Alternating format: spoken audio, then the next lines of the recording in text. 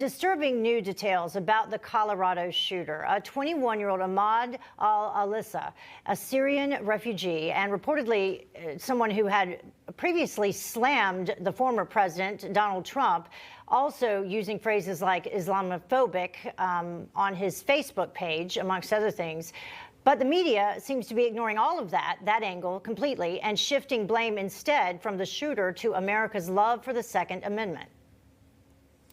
You are not a patriot because you think you have the right to own these types of weapons. We live in the United States of arrogance. When I look at countries around the world that look at us and say, what is wrong with you, United States of America? People in this world, the country and the world are laughing at us. So the same media, though, immediately pounced on the race angle when it came to the Atlanta shootings after finding out the suspect was white. Listen. The attacks come amid a devastating wave of anti-Asian violence, spurred by racist rhetoric from Donald Trump and the right. Now, Donald Trump didn't pull the trigger in Atlanta, but Donald Trump certainly was responsible for the anger and the fear and the suspicion. It all coincides with the timing of the rhetoric of the Republican Party using terms like China virus and Kung flu. You don't suppose the former president repeatedly calling it, quote, the China virus had anything to do with that, do you? Well, joining us to discuss is the host of Dick Morris Democracy and former advisor to Presidents Clinton and Trump, Dick Morris. Dick, thank you for joining us. Why the difference in the coverage? Well, first of all, the reason that the media is trying to hype the Atlanta shooting as race-based, as a hate crime against Asians, is that Donald Trump increased the vote share among Asian Americans from 29% in 2016 to 34% in 2020. And the Democrats are hearing the hoofbeats at the back and saying, we better get the Asian vote back into line. And they're using the same tactic they used with the Black and Latino voters, which is to create this boogeyman of racism on the other side and attract them to the Democratic Party as their only safety valve. The fact is that the most important issue about Asian American discrimination is affirmative action on admissions to college. And there, Trump joined the lawsuits by Asian Americans against Harvard and against Yale for discriminating against Asian Americans, and Biden switched sides and came out against the Asian Americans. Okay, let's take a look at something Congresswoman Ilhan Omar said about the shootings. Look at the difference of how she portrays them. On the Boulder shooting, she says the shooter's race or ethnicity seems front and center when they aren't white. Otherwise, it's just a mentally ill young man having a bad day. Narratives drive our responses to awful crimes committed against innocent people. Pay attention to these responses and who is targeted. And on the Atlanta shooting, she goes the other way. It isn't hard to understand why it's so normalized for law enforcement to protect the humanity of white mass murderers and their willingness to continually make excuses for them. Your thoughts? Well, there's an overwhelming point here, which is that the killer was a Syrian refugee, and Donald Trump banned refugees from terror-sponsoring countries like Syria. And Joe Biden has opened the floodgates again, letting them in. And in fact, with specifically earmarking refugees, he's increased the number of refugees that can come into the U.S. by a factor of 7 or 8. The other point I want to make is if the Democrats are so worried about gun violence, the most important thing you can do about gun violence is to institute the stop and frisk policy that New York City had until the Democrats forced it to be stopped, where the cop actually sees somebody on the street with a gun in a high crime area very late at night and can stop them and see if they're armed. If they're not, they let them go. If they are, they get arrested for a mandatory 3-year sentence for carrying a loaded firearm in the city of New York. That's the kind of measure that would, the kind of gun control measure that would stop crime. as opposed to theoretically banning different types of hunting rifles. Yeah, you know, Ahmad al-Alissa, he moved here to this country when he was just 3 years old, but because of some recent activity of his, he was actually on the spectrum of the FBI. So this is another case that the FBI was aware of him, or at least people near him, and watching him, but yet this was still allowed to happen. That's another conversation a lot of folks aren't having. Yes, well, I think the point is that he comes from a country that sponsors terrorism, Syria. His parents did and brought him here at a young age, but that is precisely the kind of immigrant that Joe Biden is letting in and Donald Trump wanted to bar.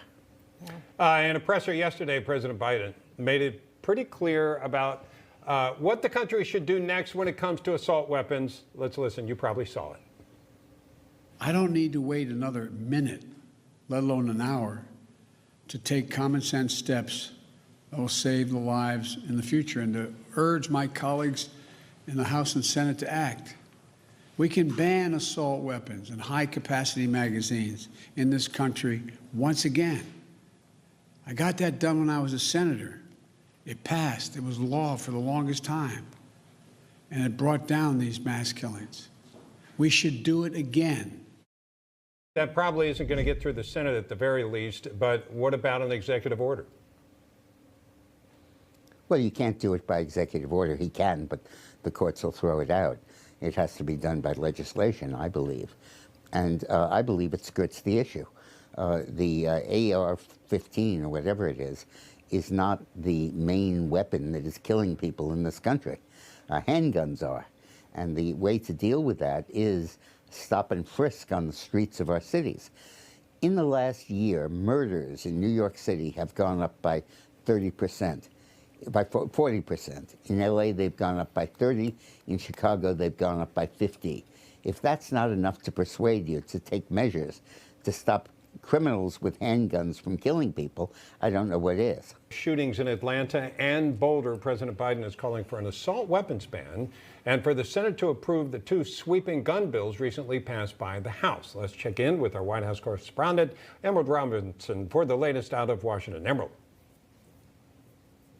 Hi, Bob. Well, outside of those two measures that clearly President Biden has publicly supported, behind the scenes, the president is also weighing possible executive action, executive orders to deal with the issue of gun control. Now, the White House is being very vague on what that might look like or how serious he is about it. If you'll recall back to the Democratic primaries, it was a topic that he and his now Vice President Kamala Harris didn't see eye to eye on. Kamala Harris suggesting that any winner of the election, should it be a Democrat, and it ultimately was Joe Biden, should be aggressive with executive action in regards to gun control. Take a listen.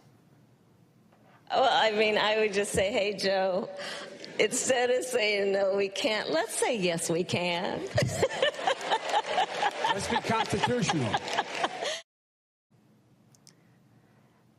Now, Joe Biden in that primary responded that he couldn't do anything that wasn't unconstitutional. So what exactly could he do in regards to executive action? Well, the president could do executive orders to expand background checks. He could also put more restrictions on so-called ghost guns. He, however, could not ban buying guns. That would not be constitutional.